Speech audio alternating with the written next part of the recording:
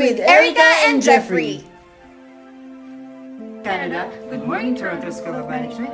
Here we are again with another episode of Tuesday Mornings with Erika and Jeffrey. For today, we're going to feature Toronto School of Management 2.0. So Jeffrey, do you have any idea why is it called Toronto School of Management 2.0? Okay, we call it 2.0 because it's the best version, meaning it's getting bolder and it's getting wiser. And it's getting bigger. Yes. Because our school is expanding. Okay. Bolder, why? Because we have now a lot of different colors, like friendly and appealing colors inside the facilities of the school. Okay, and last thing is why wiser? Yeah.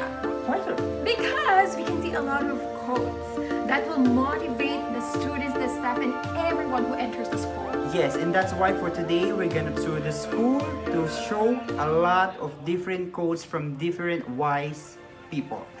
Watch it out! Here you go!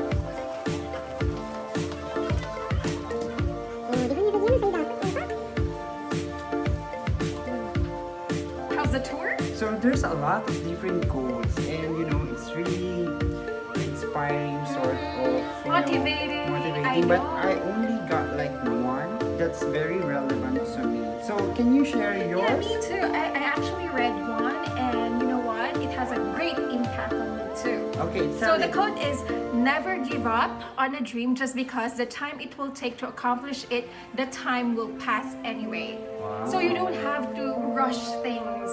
We're not in the competition of life. All of us has different timings. Yeah, we have our So own no race. Yes, no matter how long it will take you, you will still achieve your goal, you will still get in there, and you will finish your racetrack. Okay, for mine, my favorite is very related to in terms of my age.